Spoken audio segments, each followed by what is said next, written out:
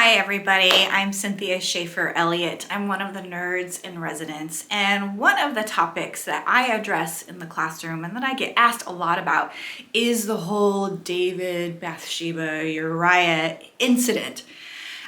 You might have heard about this, you've probably read about it, or maybe you've heard someone preach or mention it about it being David's adultery with Bathsheba. And I really just want to put the kibosh on that because that's just not the way I think if you actually read the text and if you actually kind of knew some background stuff about it. So that's what I'm here to tell you about, is some of the background stuff that might help you look at that text a little bit differently. So within that text, we're looking at 2 Samuel 11. And that very first verse, we get the narrator saying what's going on, that Israel is at war, but David is not at war. David's at home in Jerusalem, indicating how much power and authority David had, that his kingdom was actually really powerful and really super impressive, that he didn't need to go to battle anymore.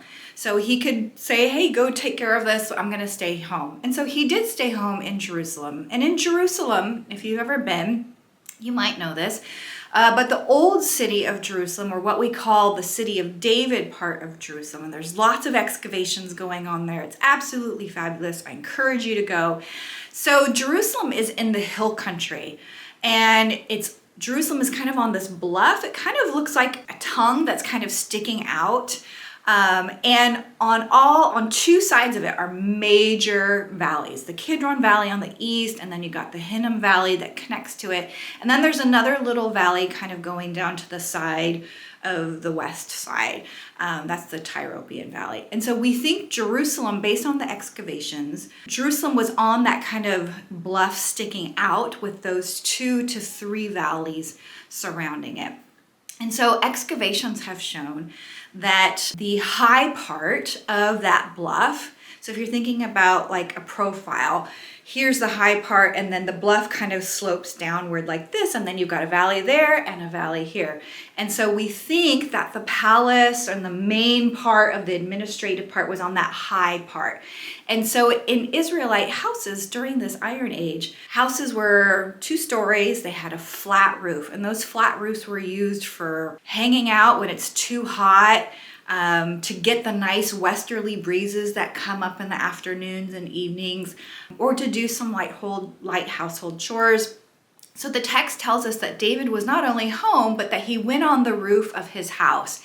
And because the house is where we think the palaces would or monumental buildings would have been located, that he could see everything. He's on the high place, and everyone else lived down here. So when he's up there, he happens to see a beautiful woman bathing. Now, don't imagine she's in a bathtub and she's got soaps and she's, out there for everybody to see. This is also the time period where there's no actual mikvaot or ritual baths. And so she is more than likely, even though the text doesn't tell us exactly where she is, she's more than likely bathing within the privacy of her own home. And a lot of these houses had forecourts in the front of them, an open space that was usually enclosed and private for that house and maybe, the house next to it. She's not out there going, hey everybody, look at me, I'm naked and I'm beautiful. She's not doing that. In fact, when David sees her,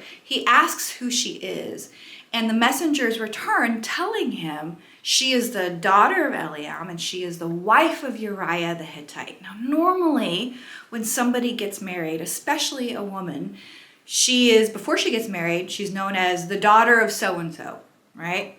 And when she gets married, she's known as the wife of so-and-so. We very rarely get both when someone's already married. So that indicates that we know who her family is. And we know who her husband is. So Uriah, he's not even an Israelite, but he is one of David's entourage. He's one of David's mighty men. Then we also learn about who her father is. And her father and grandfather were known within David's circles. In fact, it's thought that her grandfather was probably an advisor to David. So her family is known, her husband is known, and he still summons her. And with that great power, with that great authority, and David's on the roof of his house, not Bathsheba. Bathsheba is not on the roof. Her name does not have anything to do with what she's doing. Bath or bat in Hebrew means daughter. It's David that's on the roof. He looks down, he sees her, asks who she is, find out that he knows her family and her husband, that she's married. He still summons her. Now think about this, all what I've told you already so far. Do you think she had a choice? No, the answer is no. In my opinion, it's no. So when he summons her and he basically rapes her. We also learn in a parenthetical note about why she was bathing, that she was purifying herself after her period, which tells us two things. When he sees her bathing, she's purifying herself after her period, meaning one, she's at the right time to conceive, because you are unclean when you're on your period, you're unclean the week after your period. So you're right at that perfect time to conceive. But it also tells us something about Bathsheba's character, that she is devout. Whatever kind of laws or culturally known accepted practices are going on at that time, religious rituals, she is observing it. She is a devout, religious woman doing what she is supposed to be doing when David summons her. So it's not her character that's in question, it's David's. So Bathsheba finds out that she's pregnant and she sends word to David. And that's the only time she has a voice in the entire story. She sends word to David, and then David has to start devising a plan because he knows that not only is she married, but she's married to one of his guys. So he summons her husband, Uriah the Hittite, from the battlefield where David is supposed to be, Uriah is. He summons him back to Jerusalem, and you just don't do that. You just don't do it. And I imagine Uriah would have been like, uh-oh, I'm in big trouble. So he goes to David, and David's the way I imagine is like, so what's up, bro? You know, how's the battle going? And Uriah's like, it's fine, we're okay. And so then David tells him, why don't you go home and wash your feet? So in the biblical world, feet was often, not all the time, but often a euphemism for genitalia. So go home, wash your feet, i.e. have sex with your wife. That way, he'll think when he finds out that she conceives that it's his child. But Uriah doesn't do that. In fact, he stays and sleeps with the servants in the entryway, in the gateway of the palace.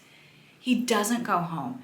And one of those things is because when you go to warfare, you do all these like sacred oaths before you go to battle. And one of those oaths is that you would abstain from sexual activity. So he takes that oath seriously. And he takes his loyalty to David and to the army, his comrades, seriously. So here again, we have a super devout character that does what he's supposed to do, just like Bathsheba is a super devout character. And David just totally takes advantage of them. So when David finds out the next morning that Uriah didn't go home, he has to think again, okay, how do I get this to work? So he invites Uriah to a feast. He gets him all liquored up. He gets him fat with food, hoping that, as these things often do, impair our judgment, hoping he'll go home. And he doesn't go home. Again, he shows his loyalty. So David's like, well, dang, I got to come up with another plan. So he has written out by a scribe, I would imagine, to Joab, his commander of the army. He gives him instructions on what to do. He tells him, go up to the front lines, go to the wall, go to the city wall, and then pull back. Make sure Uriah is in that front line and pull back, leaving him exposed so that he'll get killed and he'll die. So guess who delivers that message? Uriah. Uriah delivers his own death warrant to Joab, the commander. And Joab does exactly what David instructs him to do, but the plan does not go well. In fact, a lot of Israelites die. And Joab tells the messenger, when you tell David what happened and how poorly this battle went, and he gets angry, you tell him, Uriah, your servant, is also dead. And that's exactly what happens. The messenger comes to David. David gets upset, that it doesn't go well. The messenger says, Uriah, your servant, is also dead. And David's like, oh, okay, all right then. So after the appropriate amount of time of mourning, he takes Bathsheba as his wife. And then there's the whole, Nathan the prophet telling David that what you've done is wrong, and that as consequence, this baby will die, and it does, and the sword will never depart from your house. So when we think about the character and integrity of David, especially in those books of Samuel, which we consider the Deuteronomistic history, that if you obey the covenant, there's blessings, and if you disobey, there's consequences. And kings are not immune from this. And this whole story about David being a man after God's own heart, yeah, but he also struggles, he also sins, he also breaks the covenant, and there's consequences. And the people that he basically steamrolled over in order to be this political mighty king. So we talked about the rape of Bathsheba by David. We talked about how the topography and the archaeology help us understand the story a little bit differently than the way you would normally see it interpreted. But we also have to take into account that there's a mirror or parallel passage from that. So if we talk about the David and Bathsheba in 2 Samuel 11, just a couple chapters later in chapter 13, there's a story about David's daughter, Tamar. Now, in this story, David's first son, Amnon, who is the crown prince, then we have Tamar, who is his half-sister, and then her full brother, Absalom. So we've got those three characters, and then, of course, David. Now, in that narrative, Amnon is desperately in love in air quotes, let's use that, with his half-sister Tamar. Now, of course, that's not generally acceptable practice. But his friend gave him a plan. Hey, if you want to be alone with her, just pretend that you're sick, and your father, David, will come see you, and he'll give you whatever you want. And you ask for Tamar to come make you something to help you feel better. So that's exactly what happens. He pretends to be sick. David comes down, is concerned about his son, especially his crown prince.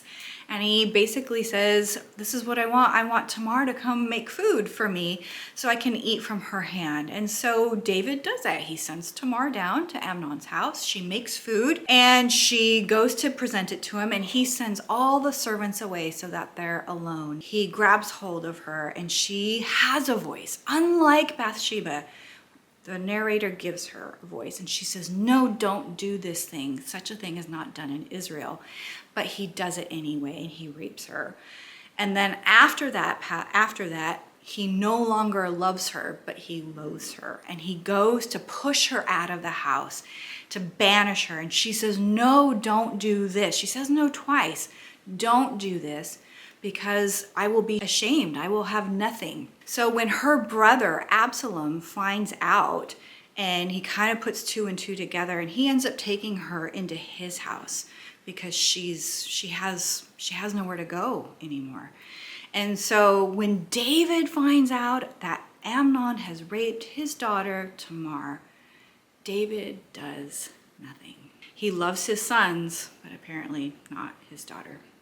So Absalom, her brother, is furious, not only with Amnon, but with his father, David, and he vows to take revenge. A couple years later, at a sheep shearing feast, Absalom kills Amnon, and David is so upset, and Absalom has to flee. So again, he cares more about his sons than his daughters. So when Nathan had, after Bathsheba, the incident with Uriah and Bathsheba, when Nathan the prophet had condemned David and said, the sword will never depart from your house, this is really the beginning of that. Because Absalom not only takes his revenge on Amnon, but he also vows to take revenge on his father, David. And he tries to overtake David's throne. And one of the ways he does this is by infiltrating David's harem, all of his wives. And what David did privately, Absalom now does publicly. He infiltrates the harem on the roof of the palace, so everyone knows what's happening.